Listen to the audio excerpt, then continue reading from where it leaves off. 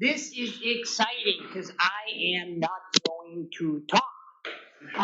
Instead, she is going to talk. Mackenzie Saunders is here to talk about her Harvard, and that's how you pronounce it, Harvard, right from the area, interview. It was a Skype interview, and she actually secured the acceptance, which is absolutely amazing. She's going to talk about the Skype process as well as law school process, as well as any questions you have. Let's give her a round of applause. Nothing in your ear. What did I tell you about gingivitis? Okay, hi. My name is Mackenzie. I'm a current senior right now, and I applied to Harvard Law and got into Harvard Law through the junior deferral program. So it's basically, I don't know what year y'all are, but you apply during your junior year. The application is due May 1st, and then I found out July 30th. And then I get 2 gap years after I graduate. So I graduate in May 2020, and then I'm going to be starting Harvard Law in fall 2022. So it's a really cool program if you want to take time off before law school, and you want to be a person before going into the legal profession forever. Yeah. So I'm going to talk about my interview because it was a video interview, and it was really interesting. I've never done a video interview before, but I mean, it pretty much functions pretty much the same as a normal. When you say video, you're talking Skype? Yeah, so we did it on Zoom. Okay. So it's a Zoom interview, so I had to download Zoom. They're all basically the same platform, it's basically Skype, right? And so, okay, the cool advantage for video interviews is that you can sneakily have notes. That's always good. So, what I did that worked really well was I had, the tab of Zoom, right? And then, the interviews face by face. And then right here, I had my tab of notes that I prepared, I prepared for 2 weeks because I really wanted to go here. And so I really went for it. So when it comes to preparation, my recommendation is being literally as specific as possible when it comes to your research about who you're interviewing for. I learned my lesson the hard way. I researched really hard for 2 weeks. It was an 11-page document of what I prepared. They asked me 10 questions. About 8 of them were questions I did not prepare for. They were wild card questions. So you never know when they're gonna throw a question at you that you were not expecting. So just the safe side is to do your research. So I'll give you an example, right? So I prepared for all of the typical interview questions of why do you want to go to law school? Why here? Right? Normal questions. But the first question that they asked me, they were okay, so imagine you've already got in. It's 3 years later. What clinics are you joining at Harvard Law School, and why? And what specific research would you do? And I was so the good thing is that I remember that they had a Supreme Court clinic. So I was the Supreme Court clinic, and then went on a tangent about that. But the fact is that you have no idea how specific they're going to be. And also the thing is I think interviewing, especially I don't know, for something you really, really care about, it's all about confidence. Because ultimately, you have the answers. They're not going to be asking you questions that you can't answer. It's just the fact of conveying it, right? And so however, you calm yourself down, whatever helps you best, get your heart not racing. Just make sure to, have those tactics around before the interview, and even a little bit during the interview if you need to take a breath.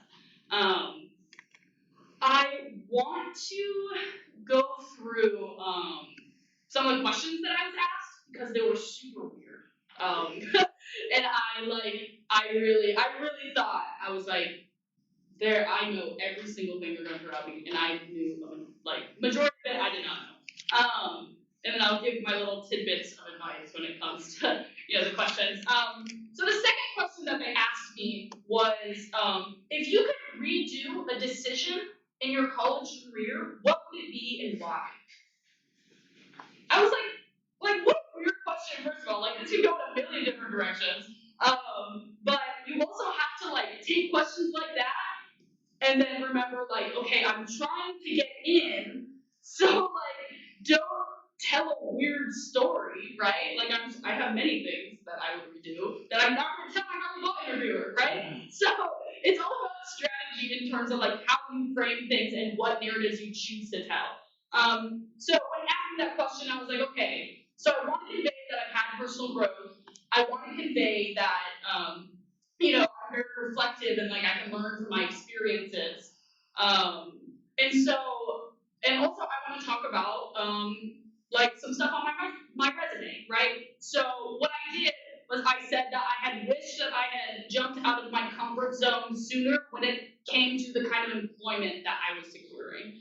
And then I like talked about how I was in, that kind of employment, like student government employment for a long time. But then when I jumped into a job that like I had no qualifications for my third year, my junior year, it was the best job I ever had. Like I learned a lot and I grew as a person. So, I just talked about how like I wish I could have done that sooner so I could have, maybe grown even more. And through that, I also got to talk a little bit about my position that I held in the job that I was currently doing, right? So it's all about like putting in like those details of your resume and the details of like why you're qualified. Even though he wasn't directly asking like why would you be good here, like my answer should still reflect why I should be there, right?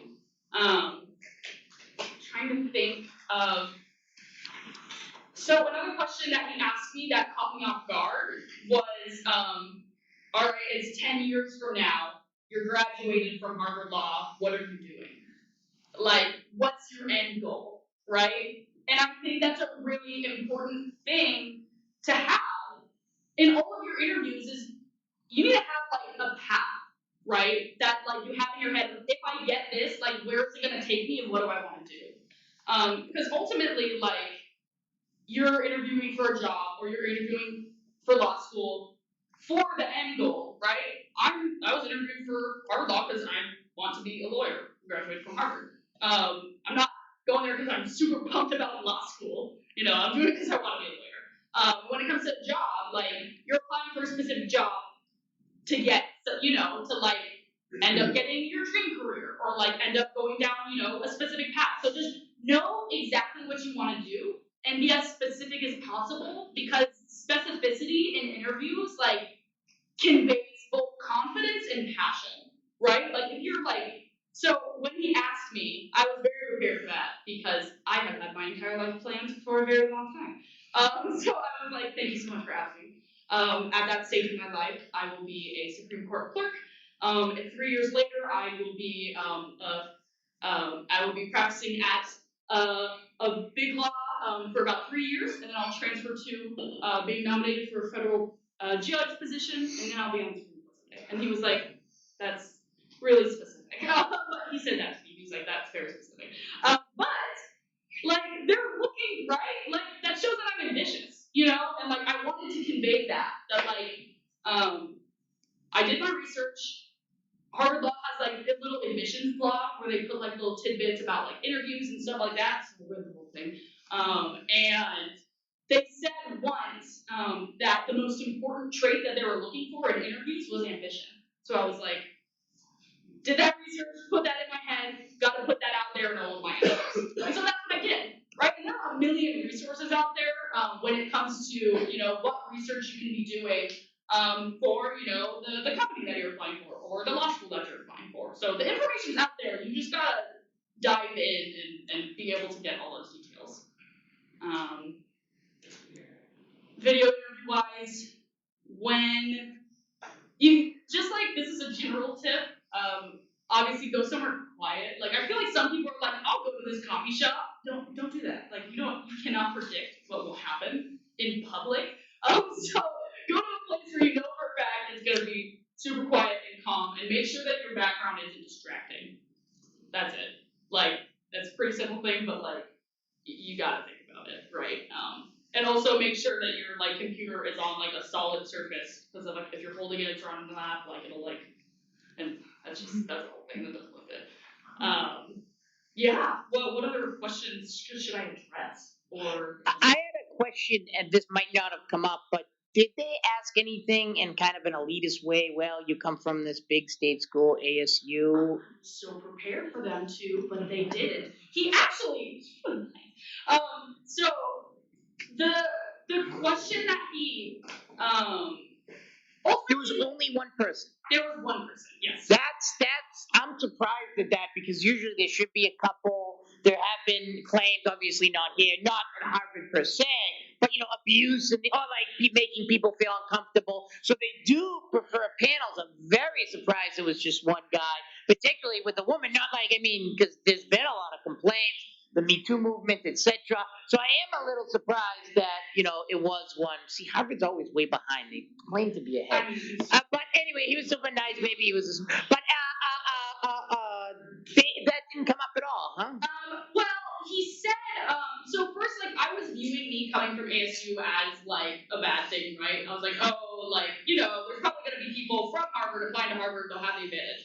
Actually, like, it's kind of a pro, right? Especially, like, when I had, like, a good LSAT score and, like, the other qualifications, they're like, oh, we need one of the state school people, right? So, like, you gotta look at those things as an advantage. So it's like an affirmative action in a way. Basically. So what he said to me about it, he was like, I see from your resume that like you've been very involved in the ASU community. And what we really like about our students here is that they're very involved within our like community. And so I like that. So can you tell me more about the work that you've done in the community?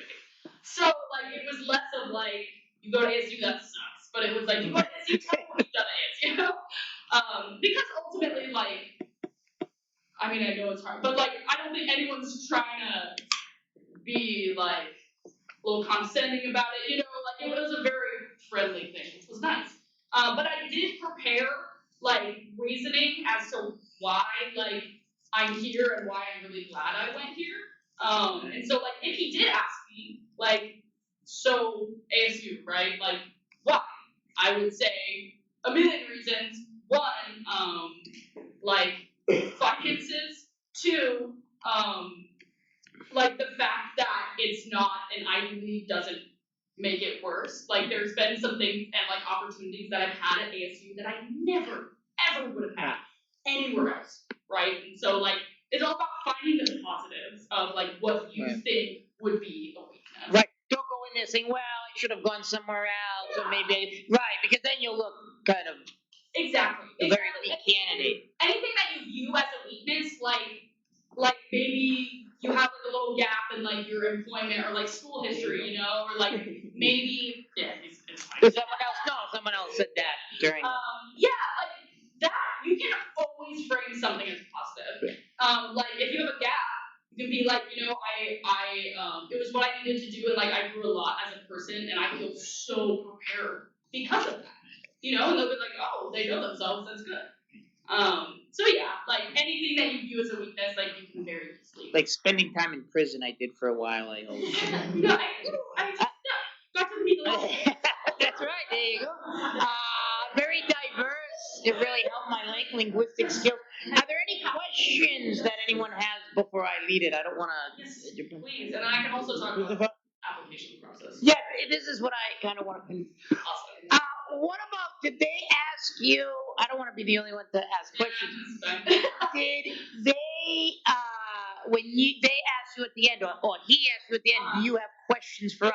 What were some of your questions? Thank you for asking that. Yes, so when it comes to, everyone is always going to ask you if you have questions for them, right? The most important thing is to have at least one question for them.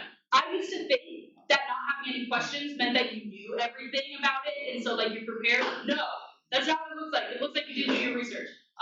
Please, thank you. So I'm getting distracted. So when it comes to no, I lost it.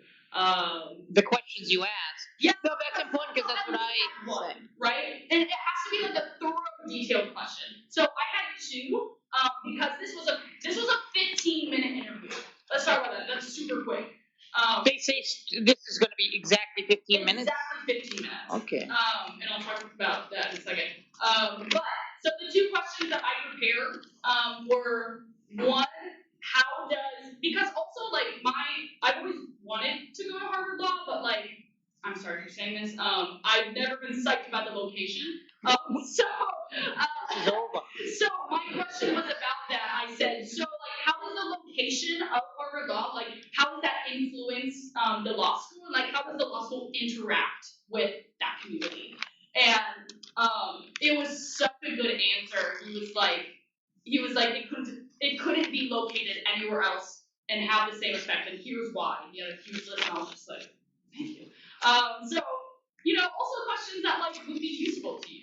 Like that was genuinely useful to me. Like he convinced me. I was like, okay, that qualm is gone. I'm calm about living there.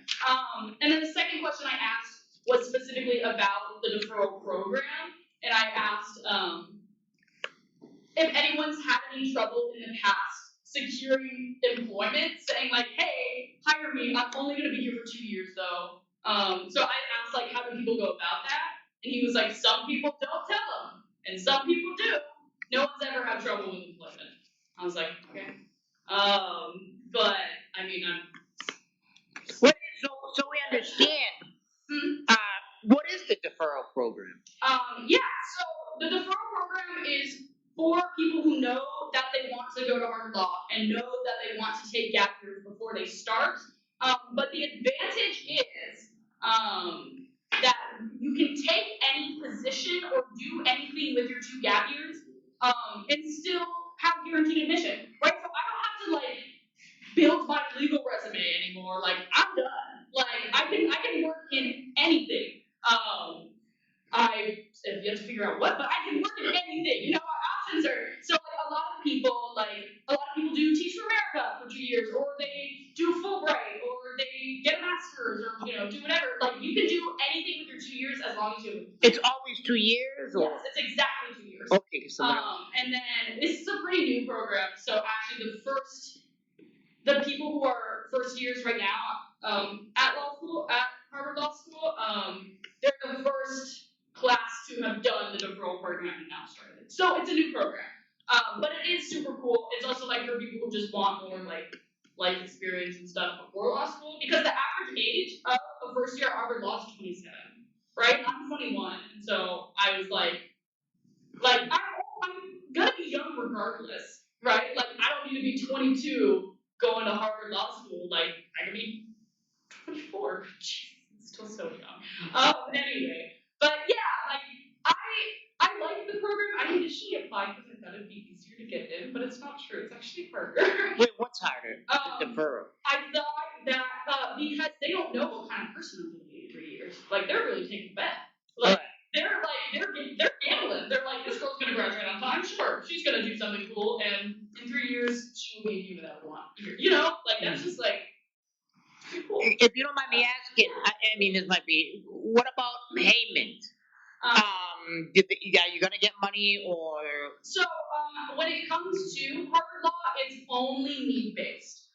So they don't get any like merit based scholarship because everyone is they're doing cool things. So good thing I'm very needy. So I get half tuition, but that still means I gotta take out at least $150,000. Right. And living. Living. Oh, and living, yes.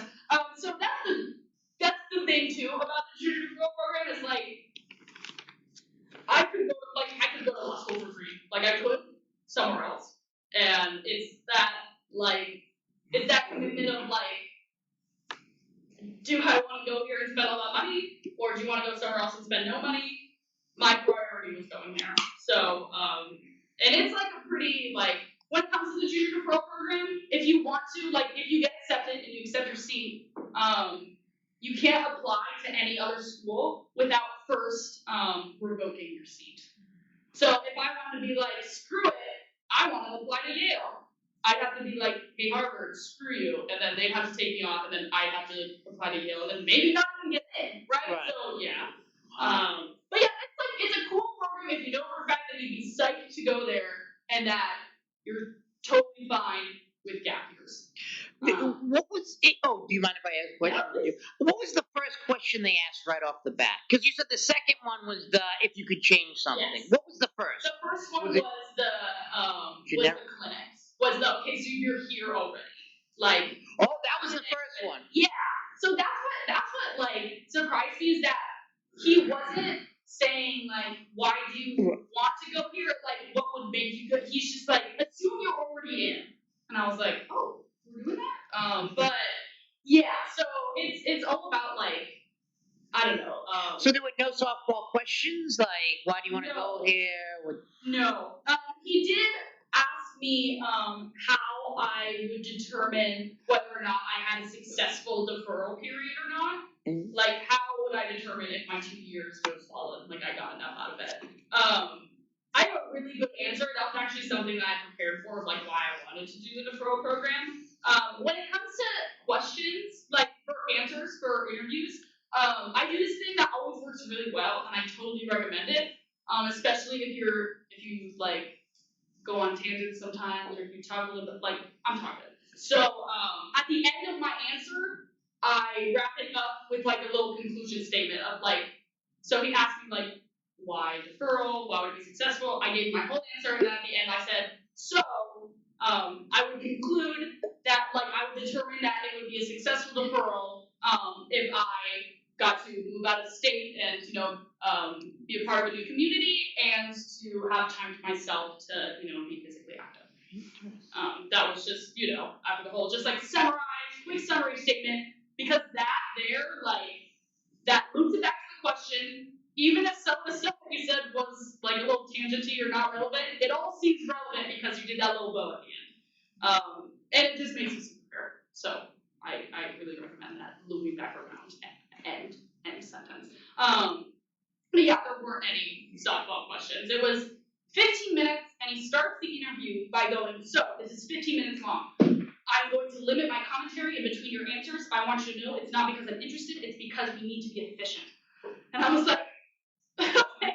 So it was very like, he was like, we're just going to rapid fire this. Is that cool? I was like, well, like, it has to be cool. So I was like, yeah. Was he colloquial like that? Is this cool, or did he use yeah, he did say it's cool. Yeah, I was like, is this cool? I was like, yes. And I did know, I did research on all the admissions officers. So, like, I knew him. Like, is Ray your admissions officer? That's their, they put all that information online. So, they were like, these are the people who typically do interviews. So when he popped up, I was like, nah. And then, They didn't say that they were taping it and they were going to show someone else your interview? Nope. This is surprising to me. This is why. They like so what happens is like it's a very like holistic process. Like the whole committee has to approve and say, hey, we should give this person an interview, and then the interview needs to happen. And after the interview, the person who interviewed gets together with the whole admissions committee, does a run through, everyone looks at the application documents of that person again, and then the entire admissions committee has to decide whether to put that application and give it to a faculty member. And that's the final step, is a faculty member, just a random faculty member, looking through your application and saying, yeah, I'd like this person to go here, and then saying yes, and that's it. So like they still talked about me afterwards, and then like a faculty member got to approve it. Okay. So it wasn't just like I like her in the interview, she's in. It was still a few steps after that. Before we enter into the any questions about the interview process? Made her nervous? Anything? Nothing. I wish I had this information when I was applying to stuff. I came in literally completely blind. Nothing, Stephen. You're gonna do these. What about the other application stuff? Also, you're really good at presenting. Oh, thank you so much. Yes, thank you for asking about the application, because I worked on it forever, and I think that's why things went well. So when it comes to the application, I thoroughly like it's not that much. Like it's really not that much. All I had to do in my application was a personal statement, which has to be maximum length, 2 pages double spaced. 3 letters of recommendation, 2 were required, the last one was optional. And then my transcript and my LSAT scores. There was no paper? No. Simple people? Oh wow. No. And Or then there was diversity an statement? optional diversity statement, and then there was an optional addendum. Did you do those? I did the optional diversity Right. statement because I'm disabled, and I talked about that, and like how my perspective would be beneficial, as a disabled person. The personal statement, like, you really, really, really have to stand out. And I did. My personal statement is awesome because I rewrote it a million times and got a million edits from people. Right. And I have a really good personal story. And ultimately, like, I have a reason why I want to go to law school, right? Like, there are a lot of boring personal statements of like, I want to do law because it's school and I like law. But I did an internship once. Yes, exactly. That's just like, and I thought it was cool, so here I am. Like, I had a very, very standout reason. And my standout reason was, as a person with disability, like, I've seen firsthand, the legal struggles that people with disabilities have to face, and like, things need to change, and it looks like no one's gonna change it, so I'll be the one to change it. And then, exactly, like something that stands out to where, like, it sits in your mind for a little bit. So that one, so I worked on that for maybe like 5 months, and then That's very inspiring. I will be the one to change it. That is great. I was like, What looks like no one else cares, right? I definitely do. Yeah, exactly. And like, I mean, it's a good statement. The letters of recommendation. I think this was one of the trickiest parts, was Right. letters of recommendation. We go over a big thing. They're probably tired of it. But go ahead. I want to hear. I'm sure I don't have anything new, but I just like, for law school specifically, I mean, all of them, or majority of them have to be academic based, right? Oh, all of them. Well, almost all of them. Like, for my 3, because 2 were required, 1 was optional, I did the optional one from a supervisor. And then the other 2 were my professors. So the thing is, about letters of recommendation, like, this is just from my perspective. I talk a lot in class, but I'm not like BFFs with all my professors. And so I didn't know, like, when I started considering who would write my letters of recommendation, I was like, oh my God, like, I really don't know. So I went in to my first semester of my junior year, knowing that I was going to be applying to law school the next semester, and I chose the professors that I knew would be good for the recommendation. For example, I have a disability and justice professor who has a doctorate, right? Come on, right? It's perfect for what I'm trying to do. And so like I was taking her class, and I was like, I'm gonna be BFFs with her. Went to her office hours. Now she's my thesis director. Like, it's great. It's good. So yeah, like, you have to think about this like way before you actually have to get them, because if you don't have like professors that you're like have a good relationship with, it's hard to make that good relationship in 1 week and then ask them for a letter. Right. That's one of the problems, is that people come up to me, they take maybe one class, they sit in the back on their computer. Can I get a letter? I'm like, no. Yeah, exactly. Like, they have to honestly be like kind of excited to write the letter. Like, when I asked all 3 of my people, they were like, I'm so pumped to help you with this. Yeah. And that's how you know that you have the right people, because then they're actually going to write something that's good about you, And not generic. Yes, exactly. And like, that's the thing, is that like, especially for top law schools, like, they have to be basically like,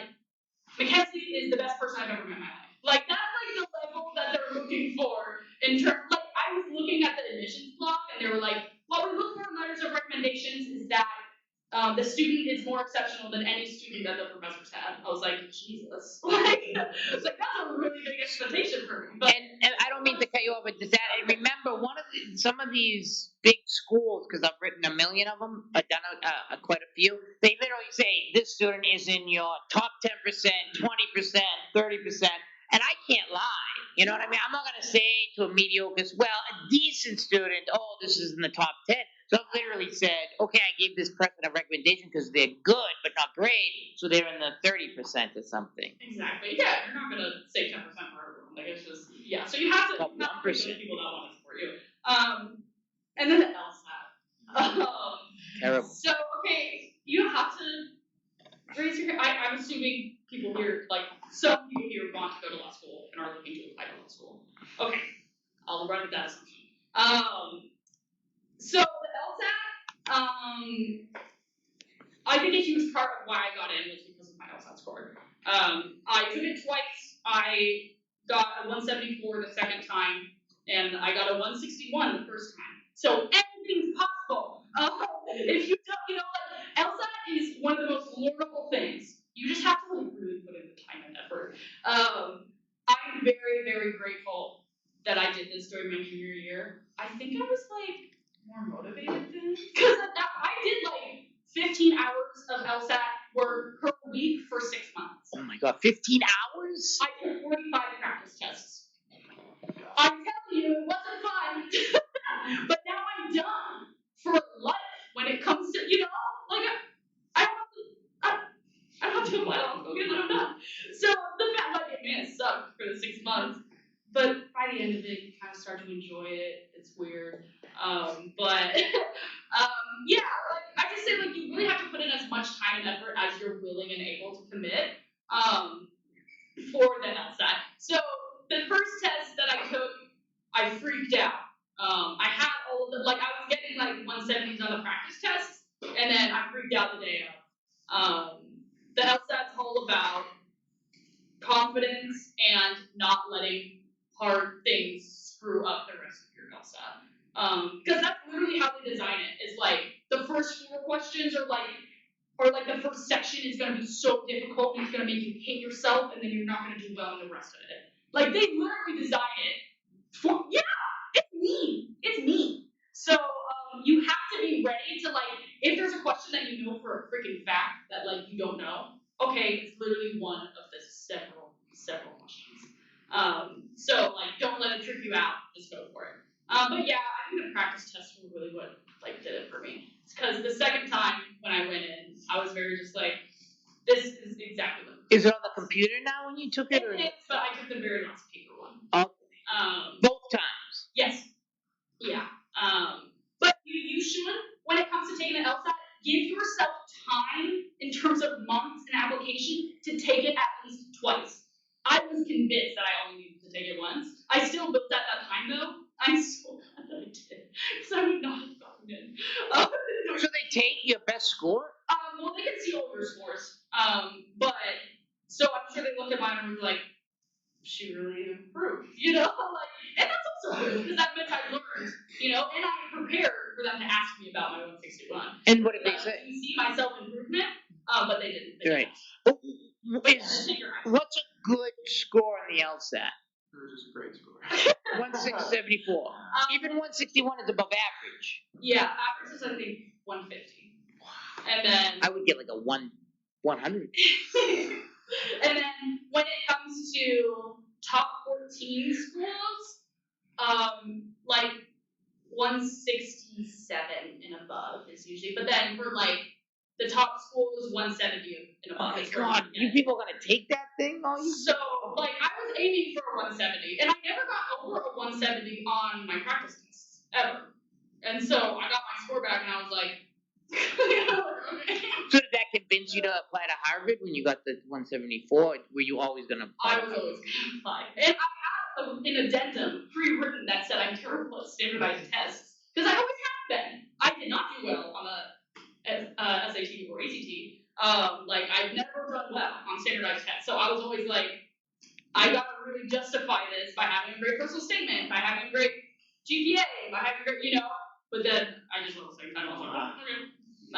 Did they ask you any questions about like who you want to work with, why this particular law school, in the sense that professors or anything else? I was expecting them to. Right, me too. But honestly, no, because like they kind of know why you want to go to Harvard Law. It's because it's Harvard Law, and that's also a thing that because the Yale Law School application has like a why Yale thing, and on their like admissions website, they were like, you don't have to tell us that we're a good school. Like, that's not what we're looking for. Like, we know.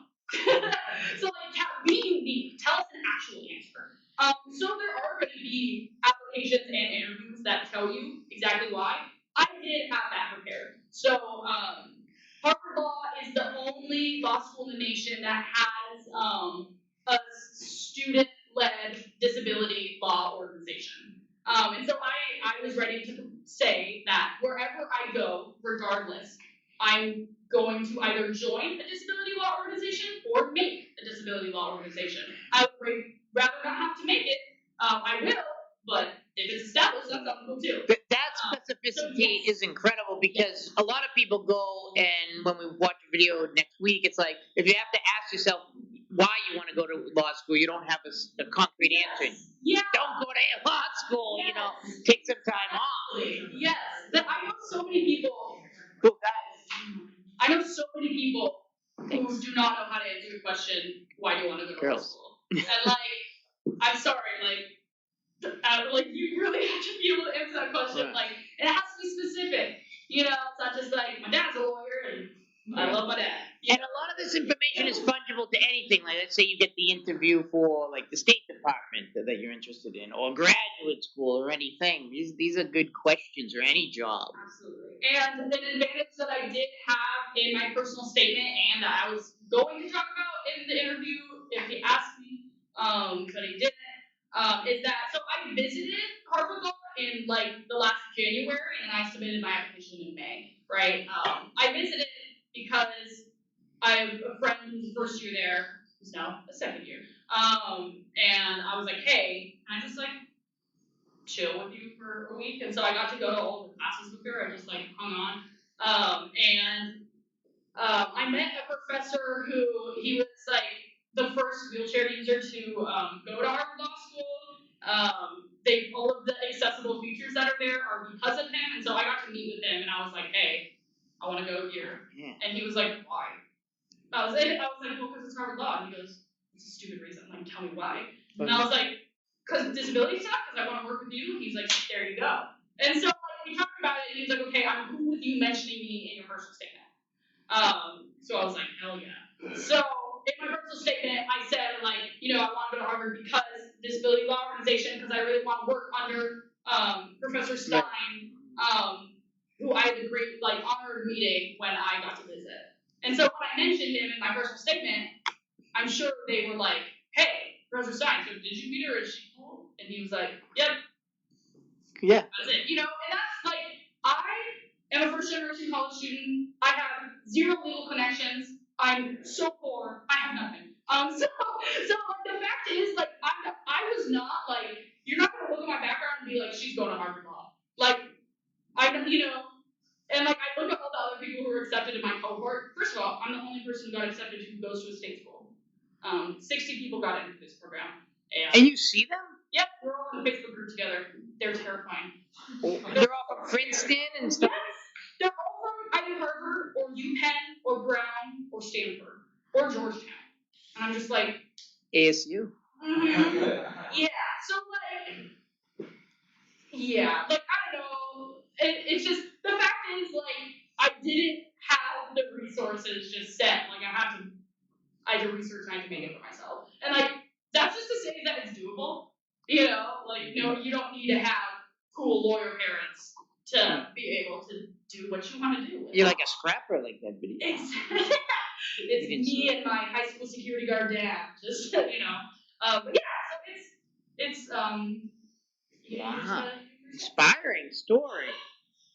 I wish I had a story like that. It's too late now, huh? I'm right about to die. Any other questions about the process, getting this? You have to plan, plan out the months that you'll take the LSAT, plan when, you'll be able to secure your recommendations. What are you gonna do for your time off? I have a lot of options. Well, you're already accepted. Might as well just travel and backpack and. I need money. So I'm looking. I'm either going to do paralegal work, or I just got offered yesterday this deputy campaign manager position for Yasmin Ansari, who's running for Phoenix City Council. And then if she wins, I would be her chief of staff. She worked for the UN for 2 years. She graduated. It's crazy. I'm very underqualified for this position, so I'm just going to take it and roll with it. But if she loses, then I won't have a job, so I'll jump on a paralegal train somewhere else. Because I don't know what my other employable skills are. Interesting. thing. Yeah, but we'll see. Like I applied for Teach for America too, but then I was like, so I'm here. Wow, that's really good. 2 for 5. Any questions? Nothing? Oh, go ahead. Curious, how did they inform you that you got accepted and how did they call you? Yeah, Thank you so much for asking. Oh, I screwed it up so bad. So he called me, right? They call you. The person who interviews you calls you. They said that everyone would be notified by August 1st. So I was expecting August 1st, right? But then I got a call, and you know how I have an iPhone, so you know how it suggests the person's name sometimes if you don't have their number? It was like me, Harvard Law admissions. And I have a desk job at on campus, and I was at my desk job, and I was like, I was like snuck away, and I was like, hello. And he was like, hi, it's your interviewer, and fun. I just wanted to make your day a little bit better. I was just, calling to tell you that you've been accepted to Harvard Law. And this is what I said. I said, oh my God, is this a prank? No, that'd be me. Oh, wow, sure. Good. And then he went, well, there's an online form you have to fill out to accept it. It's a whole. I was like, oh yeah, I'm just telling you, yes. He was like, okay, that was really uncomfortable. So be prepared for a call because. What happened? Do they call people who they don't give it? No, they email. Yeah, that's what I figured, a big thing. Yeah. So if you get Could you imagine getting a call? Sorry, you didn't get it. You still got it. And I saw the thing and I was like, they wouldn't. Yeah. Did it? There's so many other methods to inform me that I did it. So yeah, they're not. That would be funny if it was April Fool's Day and they said that and then you didn't get it. I was like, is this a prank? And I was like, what a. You literally asked that? I asked that. I said every word that I did. It was so uncomfortable. And my coworkers witnessed it too. And so they were excited, but they were also like, what the hell was that phone call? Are you good? And I was like, no. Yeah, so they called me. And I knew, my friend who got in before, they called her, but she did the regular admissions process. So I didn't think that they were going to call me. I wasn't expecting that. They told us that it would be via email. But awesome. apparently they tell you that so that they can get you a car. I don't know.